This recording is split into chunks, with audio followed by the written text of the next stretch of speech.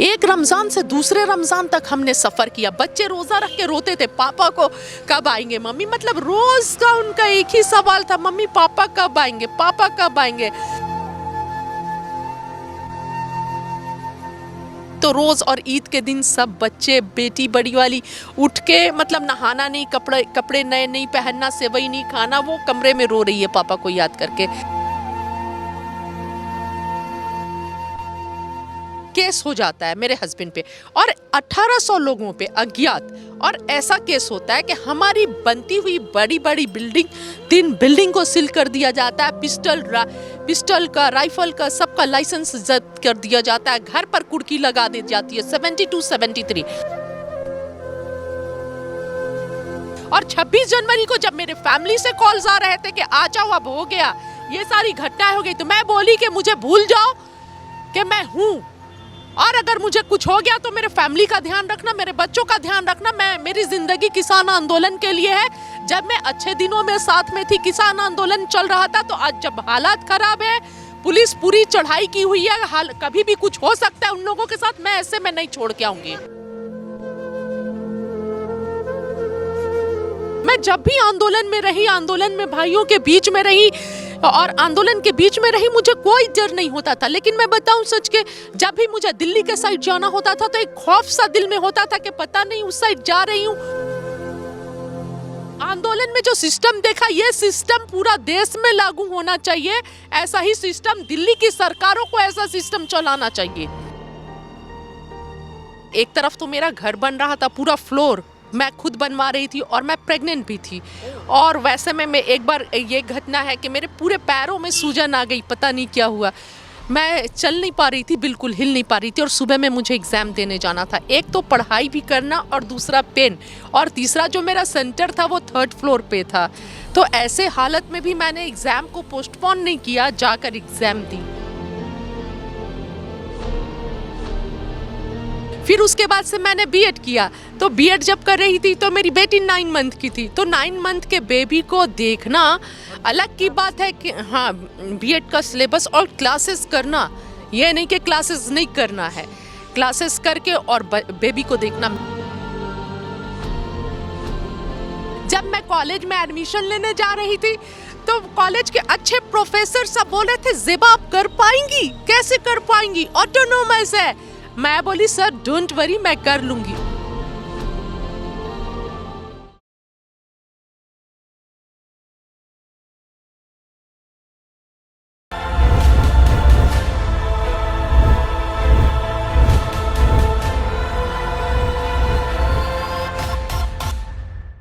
सत श्री अकाल। हर story show with Raman तूर ਦੇ ਵਿੱਚ ਤੁਹਾਡਾ ਸਭ ਦਾ ਸਵਾਗਤ।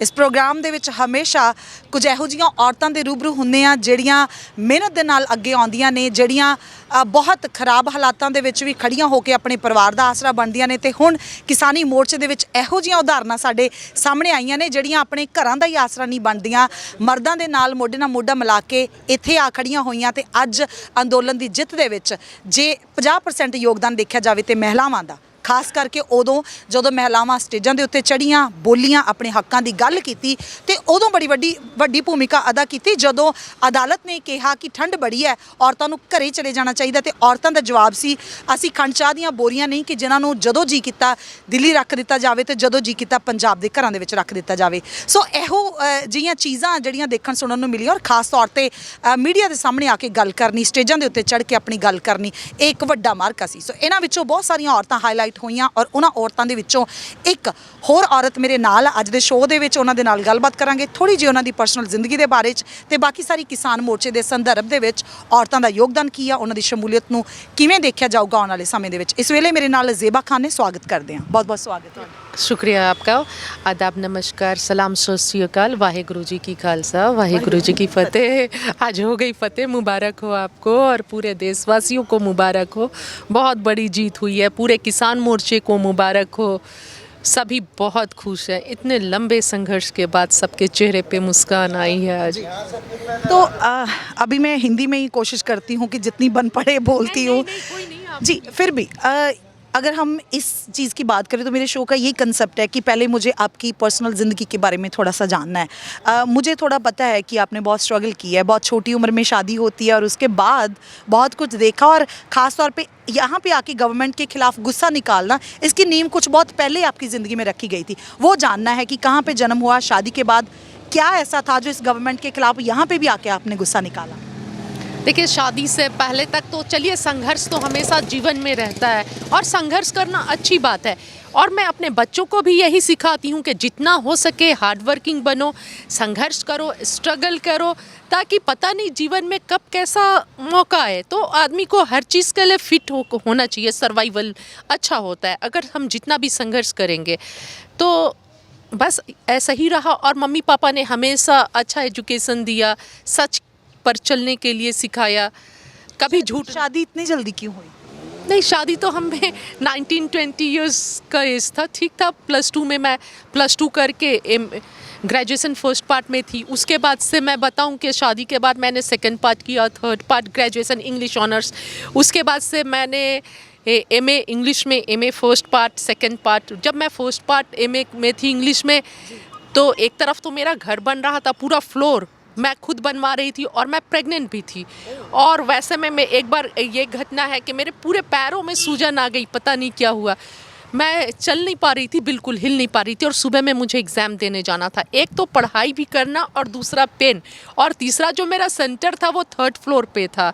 तो ऐसे हालत में भी मैंने एग्ज़ाम को पोस्टपोन नहीं किया, जाकर एग्ज़ाम दी, वो हो गई। उसके बाद से जब मैं एमए सेकेंड पार्ट, वो भी इंग्लिश में, तो मेरी बेटी थी गोद में, उसे मैं छोड़ के जाती थी एग्ज़ाम देने, पढ़ाई की। फिर उसके बाद से मैंने बीएड किया, तो बीएड जब कर रही थी तो मेरी बेटी 9 मंथ की थी। तो 9 मंथ के बेबी को देखना अलग की बात है कि हाँ, बीएड का सिलेबस और क्लासेस करना, ये नहीं कि क्लासेस नहीं करना है, क्लासेस करके और बेबी को देखना। मेड है तो क्या हुआ, मेड का एक टाइम टेबल था, वो मम्मी का जगह तो नहीं ले सकती हैं। तो फिर बीएड, उसके बाद से फिर बीएड के बाद मेरी पढ़ाई थोड़ी रुकी 3 साल बाद। फिर 2 बेबी और हुए, एक बड़ी बेटी थी, उसके बाद से बेटा और फिर बेटी। तो ये जो 2 बच्चों के टाइम में भी, मतलब तीनों में मेरी हालत बहुत ख़राब थी, बहुत सीरियस, मरते मरते बची। तो ये सब चीज़, और उस बीच में 2 बच्चे जो दोनों थे, उनके बीच में एज गैप बहुत कम और मेरी तबीयत बहुत सही नहीं। तो कैसे भी मतलब 2 बच्चे बैक टू बैक 1 साल में। इस बात पे भी मैं आऊँगी कि क्या होता है, क्योंकि ये इस चीज़ को लेके भी बहुत आलोचना होती है कि अगर शादी होगी तो ठीक है ना, अपना घर चलाओ, पढ़ाई की ज़रूरत क्या है, ये पंगा लेने को। इसका भी क्रेडिट देते नहीं है मर्द लोग, इस चीज़ पे भी आते हैं। उससे पहले मैं एक चीज़ ज़रूर जानना चाहती हूँ। पहले बात कर रहे थे ऑफ कैमरा मेरे साथ कि कुछ दिक्कत हुई थी, कुछ बड़ी दिक्कत हुई थी। इधर से आपको वहाँ तक जी जी। उसके बाद से 3 साल मैंने बच्चों के देखभाल में ये किया। उसके बाद से मैं फिर ऑटोनोमस से AA में हिस्ट्री में की। जब मैं कॉलेज में एडमिशन लेने जा रही थी तो कॉलेज के अच्छे प्रोफेसर सब बोले थे, ज़ेबा आप कर पाएंगी, कैसे कर पाएंगी, ऑटोनोमस है। मैं बोली सर डोंट वरी, मैं कर लूँगी। और मैं आपको बताऊं कि ऑटोनोमस में AA में मैं सेमेस्टर टॉपर रही, 4 सेमेस्टर था, कोई टॉप नहीं किया मुझे छोड़ के। और मुझे गोल्ड मेडल मिलता अगर मैं अप्लाई करती, पर मैं इधर उधर में रह गई, नहीं अप्लाई की। उसके बाद से फिर मैंने ह्यूमन राइट्स किया, बच्चों को भी पढ़ाती थी, एक तरफ घर की भी जिम्मेदारी उठाती थी और खुद भी कॉलेजेस जाती थी। फिर ह्यूमन राइट्स के बाद मैंने एमफिल किया। तो ये सब, उसके बाद से मैं नोएडा इंटरनेशनल यूनिवर्सिटी में मेरा PhD में हो गया। तो मैं PhD, क्योंकि मुझे क्लासेस करना पड़ता, इसलिए मैं PhD नहीं की, स्कूल मैंने खोल लिया किड्सी। तो मुझे स्कूल में टाइम देना था, तो फिर मैं PhD नहीं कर सकी, स्कूल में लग गई। उसके बाद से एक घटना 2017 की होती है, जिस टाइम भाजपा की सरकार थी झारखंड स्टेट में। और आपने सुना होगा कि आप गूगल करके देख सकती हैं कि शोभाडी, नागाडी और शोभापुर 2 जगह थे जहां पर लिंचिंग होती है लोगों की। एक दिन में 8 लोगों को मार दिया जाता है। तो उस घटना के विरोध में, वो लिंचिंग के विरोध में, और पुलिस वालों के सामने मार देते हैं लोग, मॉब लिंचिंग कर देते हैं। तो आप बताइए, इस घटना को देखकर चुप रहना मानवता के लिए क्या शर्मसार करने वाली बात नहीं है? आपका क्या कॉन्सेप्ट है, बताइए। मैं इसी सवाल पे आना चाहती थी। तो उन सब चीज़ों में आप कह सकते हैं कि एक अकेली औरत थी जिसने आवाज़ उठाई, बोले आप। मैंने नहीं आवाज़ उठाया। तब तक तो मैं बोलती नहीं थी, बस मेरा एमफिल चल रहा था, तो मैं प्रोजेक्ट रेडी करने में बिजी थी और मेरा ये सिनॉप्सिस रेडी कर रही थी। मुझे इतना आइडिया नहीं था इन सभी, पर मेरे हस्बैंड ने उसके लिए आवाज़ उठाया और मुआवजा के लिए उन्होंने मुख्यमंत्री के घर पर ह्यूमन चेन बनाकर जाने का इरादा किया और एक आह्वान कर दिया। तो इसमें क्या हुआ कि केस हो जाता है मेरे हस्बैंड पे और 1800 लोगों पे अज्ञात, और ऐसा केस होता है कि हमारी बनती हुई बड़ी बड़ी तीन बिल्डिंग को सील कर दिया जाता है, पिस्टल का, राइफल का, सबका लाइसेंस जब्त कर दिया जाता है, घर पर कुर्की लगा दी जाती है 72, 73। और वो शहर के एसपी बोलते हैं कि फिरोज खान ने तो कुछ किया ही नहीं है, कुछ गलती नहीं है, ये तो हमें ऊपर से दबाव है। तो मतलब ऐसा हो गया कि बेकसूर लोग जो उस दिन वहाँ पर थे भी नहीं, वैसे लोगों को घर से उठाकर पुलिस ले गई, वैसे लोगों को जो शहर में नहीं थे, हफ्ते दिन से नहीं थे, 15 दिन से नहीं थे, इस तरह की बर्बरतापूर्वक कार्रवाई हुई। 3 साल, 2 साल, 3 साल तक लोग उस केस में जेल में रहे। 1800 का मतलब कि एक जमशेदपुर में आज़ाद बस्ती है, वो आज़ाद बस्ती के घर से, हर घर से समझ लीजिए इस तरह की केस थी। तो उसमें यह हुआ कि मैंने बहुत संघर्ष किया। मैं यही जानना चाहती हूँ कि क्या यही वजह थी कि उस चीज़ ने आपको निडर कर दिया और यहाँ तक ये मतलब ऐसी हालत हो गई थी कि जमशेदपुर में मुसलमान कोई बोलता नहीं था, कोई जेंट्स पुरुष बोल नहीं सकता था पुलिस के डर से, और जो कार्रवाई बीजेपी के गवर्नमेंट कर रही थी उसके डर से। उस हालात में कोई बोलता था तो वो मैं थी। मैं कभी नहीं झुकी, कभी नहीं रुकी, डटकर जमकर पुलिस का सामना की, जमकर आवाज़ उठाई जुल्म के खिलाफ, और ये जो गलत हो रहा था इसके खिलाफ मैंने आवाज़ उठाया। और मेरे हस्बैंड उसके बाद से सरेंडर करते हैं, 7.5 महीने जेल भी रहते हैं और उनको बेल भी नहीं मिलता है, और केस क्या, कुछ भी केस नहीं। मतलब ये पूरा समझ में आ रहा था कि इसको दबाव बनाकर दिया जा रहा है। तो ये 1.5 साल का पीरियड मेरे लाइफ में मतलब बहुत मायने रखता है। उस टाइम रमज़ान भी था, एक रमज़ान से दूसरे रमज़ान तक, एक रमज़ान से दूसरे रमज़ान तक हमने सफ़र किया। बच्चे रोज़ा रख के रोते थे, पापा को कब आएंगे मम्मी, मतलब रोज़ का उनका एक ही सवाल था, मम्मी पापा कब आएंगे, पापा कब आएंगे, पापा। मतलब अफ्तार हम लोग लेके बैठ जाते थे और घर का गार्जियन तो गार्जियन होता है ना, और उस टाइम बच्चे छोटे छोटे थे, बहुत बड़े नहीं थे, 6-7 साल की सबसे छोटी वाली बेटी थी। तो रोज़ और ईद के दिन सब बच्चे, बेटी बड़ी वाली उठ के मतलब नहाना नहीं, कपड़े नए नहीं पहनना, सेवई नहीं खाना, वो कमरे में रो रही है पापा को याद करके।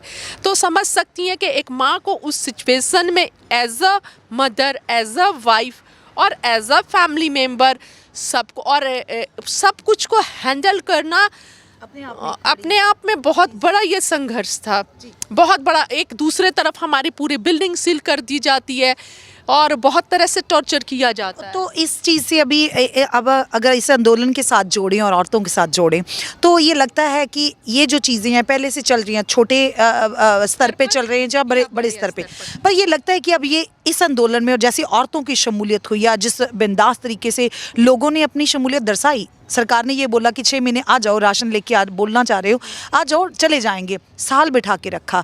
तो इसमें औरतों की शमूलियत, ये लगता है कि अब गवर्नमेंट चाहे वो औरतें अपने आप बोले, एक स्तर पे बोले, उसके शायद इसका प्रभाव नहीं पड़ा होगा। अब जब देखा कि पूरे संसार में इस चीज़ का बोलबाला हो चुका है कि पंजाब की औरतें या हरियाणा की औरतें इस तरीके से आती हैं, तो लगता है कि अब कुछ सरकार को डर होगा कि चाहे छोटे स्तर पे चाहे बड़े स्तर पे लोगों का शोषण नहीं कर सकते। जी बिल्कुल, ये आंदोलन के बाद सरकार सोचेगी कि कोई भी कानून लाने से पहले और जुल्म करने से पहले, ये आंदोलन से पहले मैं आपको बताना चाहूँगी कि शाहीन बाग का भी आंदोलन चला था, जिसमें घर में रहने वाली औरतों ने बढ़ चढ़कर हिस्सा लिया था, और उस आंदोलन से ही मेरा रिश्ता इस आंदोलन का बना। मैं ये बताना चाहूँगी कि पंजाब से बहुत सारी महिलाएं उस टाइम बस में भर भर कर आए थे शाहीन बाग आंदोलन में, और उस समय से मेरा उनसे रिश्ता हो गया था, मेरी बहुत गहरी दोस्ती हो गई थी। और जब वो पंजाब गई तो लगातार हम कांटेक्ट में थे। जो भी ये कानून आया और जो पंजाब में प्रोटेस्ट हो रहे थे, वो मैं कम्युनिकेशन में थी और सब बात पता चलती थी मुझे। जब दिल्ली आंदोलन आ रहा था तो भी वो लोग रास्ते में कहाँ हैं, कैसे पहुँच रहे हैं, एक एक बात मैं कॉल करके और हम में बात होती थी। बस फिर मैं उनके सपोर्ट के लिए, हम पर एक कर्ज था, शाहीन बाग में आकर बहुत सारे हमारे भाई बोलते थे, जो शाहीन बाग में एक भाई ऐसा था जो 7 महीने रुक गया, वो बोलता था कि मुझे गोली लगने के बाद ही शाहीन बाग के माँ बहनों को गोली लगेगी। तो ये कर्ज था और वो कर्ज को अदा करने के लिए ये बहन भी सिंघू बॉर्डर तक और किसान आंदोलन तक पहुंची। जब ये लोग आए शाहीन बाग के आंदोलन में तो फिर मेरा जान पहचान बना, तो एक कर्ज हो गया हम पे कि जो हमारे लिए हम पर जान निसार करने आ गया तो उस कम्युनिटी के लिए हमारा भी तो फर्ज बनता है ना। बस इस वजह से मैं आई। और 26 जनवरी के बाद जब हालात बहुत बिगड़ गए थे और दिल्ली की पुलिस इतनी सख्त थी कि सभी को पता है दिल्ली वालों को कि इधर आना नामुमकिन के जैसा था, उस समय भी मैं कैसे भी करके लगातार आंदोलन में आती रही। और 26 जनवरी को जब मेरे फैमिली से कॉल्स आ रहे थे कि आ जाओ अब हो गया, ये सारी घटनाएं हो गई, तो मैं बोली कि मुझे भूल जाओ कि मैं हूँ, और अगर मुझे कुछ हो गया तो मेरे फैमिली का ध्यान रखना, मेरे बच्चों का ध्यान रखना। मेरी ज़िंदगी किसान आंदोलन के लिए है। जब मैं अच्छे दिनों में साथ में थी, किसान आंदोलन चल रहा था, तो आज जब हालात ख़राब है, पुलिस पूरी चढ़ाई की हुई है, कभी भी कुछ हो सकता है उन लोगों के साथ, मैं ऐसे में नहीं छोड़ के आऊँगी। अभी किसान आंदोलन के संदर्भ में अगर बात की जाए, औरतों की शमूलियत की बात की जाए, तो उससे पहले एक क्वेश्चन बहुत आता है। जैसे ही किसान यहाँ पे आके बैठे तो ये बात बहुत हाईलाइट हो गई कि अब यहाँ की सड़कें जो है सेफ हो गई। ये दिल्ली की वही सड़कें, यहाँ पे इतनी भरी हुई सड़कों पे एक बस में एक बच्ची के साथ रेप होता है और उसे मरने के लिए सड़क पे छोड़ दिया जाता है। अभी ये किसान जिनको आतंकवादी बोला गया, आंदोलनजीवी और ना जाने क्या क्या बोला गया, आप क्योंकि दिल्ली से आते हैं, आपको क्या सुनने को आस पड़ोस में मिला, या क्या लड़कियां यहाँ सेफ फील करती थी? देखिए, मैं सबसे पहले ये बताऊंगी कि जैसे मैं अपने परिवार में हूँ ना, और लड़कियां जितनी सुरक्षित अपने परिवार में है उससे ज़्यादा सुरक्षित यहाँ पर आंदोलन में है। मैं जब भी आंदोलन में रही, आंदोलन में भाइयों के बीच में रही और आंदोलन के बीच में रही, मुझे कोई डर नहीं होता था। लेकिन मैं बताऊं सच के, जब भी मुझे दिल्ली के साइड जाना होता था तो एक खौफ सा दिल में होता था कि पता नहीं उस साइड जा रही हूँ किस तरह की मेरे साथ कार्रवाई हो। आरएसएस के जो लोग रहते थे गूंज आरएसएस के आसपास, 26 जनवरी के बाद हमारे आंख के सामने की घटना है कि पुलिस जो हम आ रहे हैं महिलाओं को रोक रही है, आंदोलन में आप डायरेक्ट नहीं जाइए, लेकिन गूंज को, आरएसएस के गूंज को 5 के 10 के टुकड़े में अंदर भेजती थी। जो दिल्ली से उस साइड से पहला वाला मंच है, वहाँ पर फिर पत्थरबाजी हुई थी, उसके दूसरे दिन की घटना है। तो यहाँ पर हम बिल्कुल सेफ है, जैसे अपने परिवार में हैं। और जो मान सम्मान यहाँ पर मिला उसके लिए मेरे पास शब्द नहीं है बोलने के लिए। और जो सेवा भावना यहाँ पर दिखी, ये सेवा भावना अगर पूरे देश में इस तरह की सेवा भावना हो जाए तो देश से गरीबी खत्म हो जाए, भूखमरी खत्म हो जाए। मैं तो ये बोलूँगी कि जो यहाँ पर सिस्टम मैंने देखा सिंघू बॉर्डर पर या आंदोलन में जो सिस्टम देखा, ये सिस्टम पूरा देश में लागू होना चाहिए। ऐसा ही सिस्टम दिल्ली की सरकारों को ऐसा सिस्टम चलाना चाहिए। मैं ना एक क्वेश्चन ऑल द टाइम औरतों से ज़रूर पूछती हूँ। हमेशा ये होता है जब 1947 की हुई या कुछ भी, अभी अगर ये हो जाता है कि किसी को किसी से बदला लेना है तो वो उस घर की औरतों पे हमला करता है, तो औरतें मानसिक संताप तो भोगती हैं, शारीरिक संताप भी उनको भोगना पड़ता है। लगता है कि इस आंदोलन ने कुछ ऐसा किया है कि पहले भी औरतों के संघर्ष मर्दों के बराबर रहे हैं, पर उनको वो रिकग्नाइजेशन नहीं मिली जो यहाँ पे वो रिकग्नाइज खुद को पहचान करवाने में कामयाबी। लगता है कि पहले से इस बार फर्क पड़ा है और इनकी पहचान, इनकी शमूलियत को कभी भुलाया ही नहीं जा सकता। बिल्कुल, ये जो आंदोलन की जीत है, आज आंदोलन में जो संघर्ष है, जितना मर्दों का योगदान रहा है उतनी माताओं का, बहनों का और बच्चों का रहा है। तो इसको कभी इतिहास, ये आंदोलन नहीं भूलेगा, इतिहास नहीं भूलेगा। और इतिहास में जब नाम लिखाएगा तो महिलाओं का, माताओं का नाम भी सुनहरे अक्षरों में लिखाएगा। आज जो जीत मिली है इसमें जितना मर्दों का भागीदार है उससे कहीं ज़्यादा माताएं और बहनें भागीदार हैं।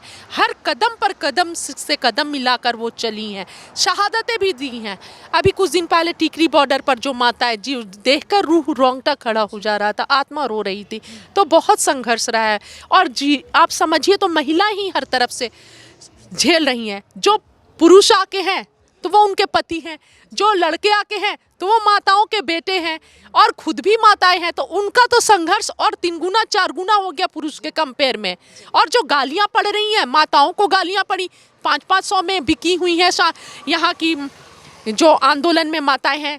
और टुकड़े टुकड़े गैंग वाले आतंकवादी, नक्सली, एक माँ अपने बच्चे को बहुत मुश्किल से पालती है, पोसती है, बड़ा करती है, ठीक है। और बड़ा करने के बाद नक्सली, आतंकवादी, खालिस्तानी, तो ये गाली सिर्फ उस पुरुष को नहीं है, उस माँ को भी है, उस माँ के कोख को भी है जिसने जन्म दिया है उसे।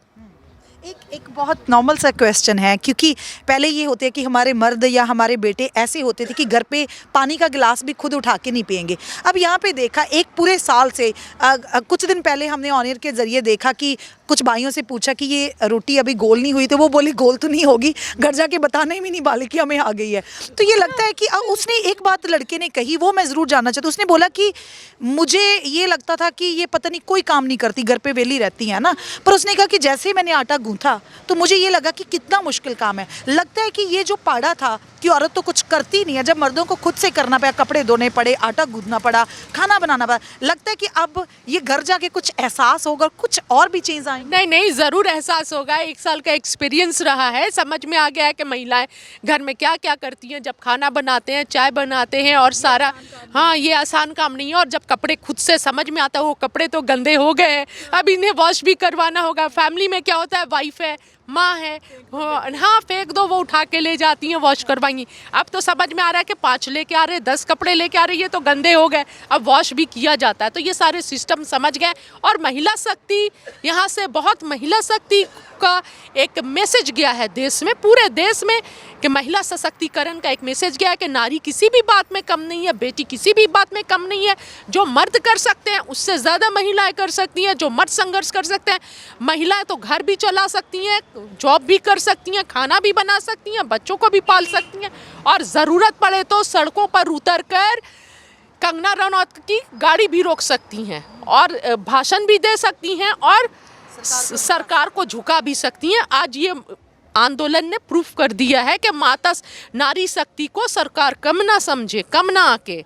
इसीलिए अब मैं मांग करती हूँ कि हर क्षेत्र में 50% महिलाओं का योगदान, महिलाओं के लिए जगह रिजर्व होनी चाहिए। अब हमने दिखा दिया है। हाँ, हमने दिखा दिया है, अब हर जगह 50% होनी चाहिए महिलाओं। मेरा आखिरी सवाल है आपसे कि इस आंदोलन के पहले, हालांकि औरत ने हर जगह चाहे डबल स्ट्रगल की हो, प्रूफ किया, अभी आपने बोला कि हमने हर जगह प्रूफ किया कि हम ये भी कर सकते हैं, ये भी कर सकते हैं, उसके बावजूद मर्द प्रधान समाज बोल सकते हैं, जो कुछ भी बोल सकते, कुछ तो है पितर की जो हमें रोकती है, पर उसके हाँ कुछ भी है। तो आपको लगता है कि अब इस आंदोलन से पहले की औरत की दशा और दिशा और उसके बाद की अब दशा और दिशा में कुछ फर्क आने वाला है? अगर आने वाला है तो वो हाईलाइट पॉइंट आपके दिमाग में क्या आ रहा है कि कौन सा वाला आने वाला है? देखिए, एक तरफ से क्रांति आएगी और औरतें भी, अब महिलाएं भी आवाज़ उठाना सीख गई हैं, और वो दबने वाली नहीं हैं। अगर पुरुष 1 निकलेगा घर से, 2 निकलेगा, तो महिलाएं 10 निकलेंगी। देश इस तरफ बढ़ रहा है। और मैंने ये देखा कि घर में रहने वाली महिलाएं, खाना बनाने वाली, रोटी बनाने वाली, जिन्हें लगता नहीं था कि सही से बोलने आता है होगा, लेकिन जब मंच पे सब भाषण देती तो वाह अमेजिंग, सुन के मतलब बहुत आश्चर्य होता था कि इतना जानती हैं, इतना, मतलब वो अंदर में जो एक हुनर था जिसे दबा के रखा गया पुरुष प्रधान समाज के द्वारा वर्षों से, वो निकल के बाहर आया। बहुत बहुत शुक्रिया बात करने के लिए ਜ਼ੇਬਾ।